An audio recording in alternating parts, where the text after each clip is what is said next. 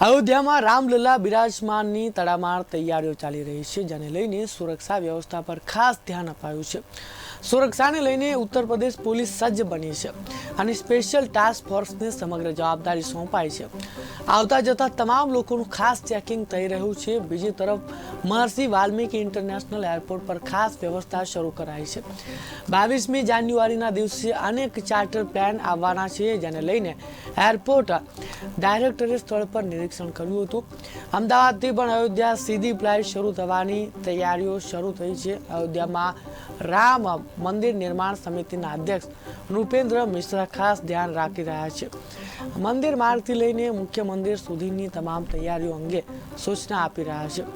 22મીએ પ્રાણ પ્રતિષ્ઠાને લઈને રામાયણ પાઠ, રામકથા, ભજન કીર્તન સહિતના અનેક કાર્યક્રમો પણ યોજાવાના છે। બીજી તરફ સાધુ સંતો અને લોકો માટે એમ્બ્યુલન્સની પણ વ્યવસ્થા કરવામાં આવી છે। તો છત્તીસગઢના ડેપ્યુટી સીએમે કહ્યું કે લોકોમાં બહુ મોટો ઉત્સાહ છે। ખાસ કરીને છત્તીસગઢના લોકો માટે રામલલ્લાના દર્શન કરવા એ મોટા સૌભાગ્યની વાત છે। ये जो सुरक्षा का कार्य है वो समस्त उत्तर प्रदेश पुलिस द्वारा किया जा रहा है। एसटीएफ भी उसका एक हिस्सा है और एसटीएफ की टीम अब अयोध्या में स्थापित हो गई है। तो लगातार जो पूरी सुरक्षा व्यवस्था है उसको डीजीएलओ द्वारा मॉनिटर किया जाता है और इसमें पूरी उत्तर प्रदेश पुलिस इस कार्य में लगी थी। नहीं, इसके बारे में मैं कमेंट्स नहीं कर सकता क्योंकि एसटीएफ का काम करने का तरीका जो है वो अलग है और हम सभी अपराधियों की निगरानी रखते हैं, उपद्रवी तत्वों का और ऐसे जो भी तत्व समस्या क्रिएट कर सकते हैं उनकी निगरानी करते हैं अनेक प्रकार से और उन्हें अपराध करने से प्रिवेंट करने की कोशिश करते हैं।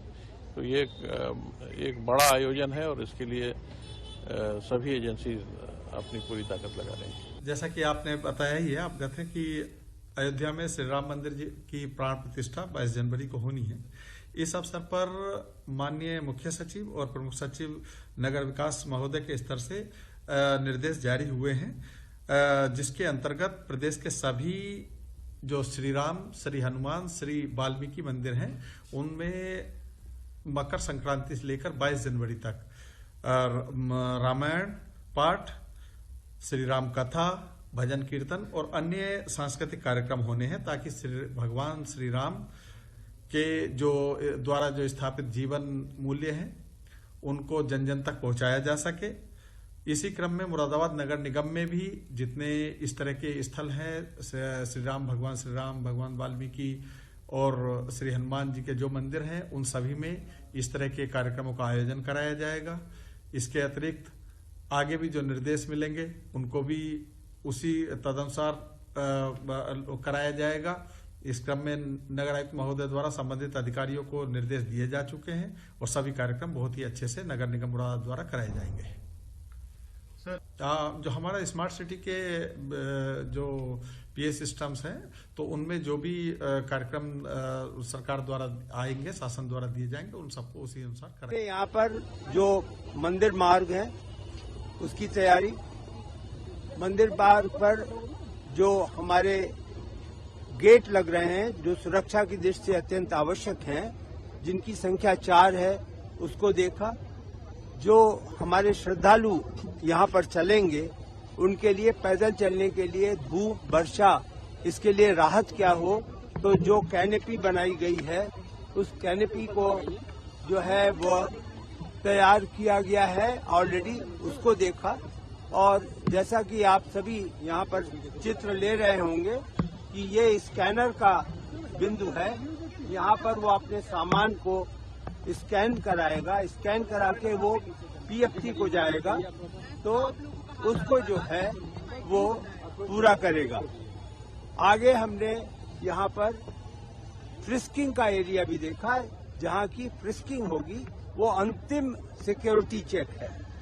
उस सिक्योरिटी चेक के बाद फिर वो सीधा जा सकेगा परकोटा पे, परकोटा से आगे वह जाएगा और सीढ़ियों को चढ़ के, जिनकी संख्या 33 है, वो सीढ़ियों को चढ़ करके, जहाँ पे कि आपको मालूम है कि अभी स्थापित भी हो गए हैं, आप उसको देख सकेंगे दूर से, वहां पर गज द्वार बन चुका है, सिंह द्वार बन चुका है और उसके ऊपर हनुमान जी और गरुड़ जी आशीर्वाद देते हुए वो भी स्थापित हो चुके हैं। वहां जाकर के फिर वो मंडप से गुजरता हुआ भगवान के समक्ष गुरु मंडप में अब खड़ा हो सकेगा। तो इस प्रकार जो यहाँ की तैयारी है वह लगभग अब अपने अंतिम चरण पर है और मैं यह पूरी तरीके से आश्वस्त हूँ कि अगले एक सप्ताह में यहाँ से श्रद्धालु जो भी आएगा उसको जाने में पूरी सुविधा होगी। बस एक्चुअली जो प्राण प्रतिष्ठा कार्यक्रम है उसमें उसकी व्यवस्थाओं को लेकर के ही मैंने मुलाकात की थी, क्योंकि हमारे ऊपर भी प्रेशर है। उस दिन बहुत सारे जहाज, बहुत सारे जो चार्टर्ड प्लेन्स हैं वो आने वाले हैं, उसको लेकर के ही बस मुलाकात थी, समीक्षा बैठक। बिल्कुल आने वाले वक्त में बहुत सारी उड़ानें होंगी और उम्मीद है कि अहमदाबाद से और आकाशा एयर ने भी हमसे संपर्क किया है और इस दौरान जो प्राण प्रतिष्ठा का कार्यक्रम है बहुत सारे चार्टर्ड प्लेन्स हमसे संपर्क में हैं जो कि इस दौरान यहाँ आएंगे और उनकी व्यवस्थाओं के लिए ही आज बैठक की थी। राष्ट्रीय दर्जा हमारे एयरपोर्ट को मिला हुआ है ऑलरेडी और इसके लिए आगे आने वाले, क्योंकि अब देश विदेश से यात्री आने हैं, प्रभु श्री राम की नगरी है, तो उसको लेकर के सारी व्यवस्थाएं हमें करनी है। तो इसी संदर्भ में मैंने बस एक्चुअली हमारे लिए भी बहुत चुनौतीपूर्ण कार्य है, क्योंकि मैंने आपको बताया कि लगभग 100 उड़ानें उस दौरान संभावित हैं, तो उनकी सारी व्यवस्थाओं के लेकर हमारे लिए बहुत बड़ी चुनौती है ये भी। तो दिन रात हमें शायद एयरपोर्ट को चलाना पड़ेगा पूरे 24 घंटे, तो उनकी व्यवस्थाओं के लिए मैंने इस हिसाब से संपर्क किया। मतलब लगभग मैंने आपको बताया कि अभी सभी लोग संपर्क में हैं और अभी बहुत सारी उड़ानें हमारे संपर्क में और आने वाली हैं, संभावित है। तो अभी जो आए हैं उनके लिए मैंने अभी थोड़ी व्यवस्थाओं के लिए 22 जनवरी को अयोध्या में भगवान श्री राम के भव्य और दिव्य मंदिर के निर्माण की बड़ा एक कार्यक्रम होना है। पूरा देश और दुनिया राम में होता जा रहा है। हमारा छत्तीसगढ़ भगवान राम का ननिहाल है और इसलिए अयोध्या जाने के लिए लोगों में भारी उत्साह है और बड़ी संख्या में लोग अयोध्या जाने वाले हैं। निश्चित रूप से ये हम सब के लिए सौभाग्य का विषय होगा कि अयोध्या जाकर भगवान रामलला के दर्शन करना। अंबेडकर, सावित्रीबाई फुले, महात्मा फुले, ये सब हमारे भी महापुरुष हैं, लेकिन राम मंदिर की प्राण प्रतिष्ठा को लेकर के किसी प्रकार की भी अव्यवहारिक और अनुचित टिप्पणी करने से इंडिया के घटक दलों को परहेज करना चाहिए।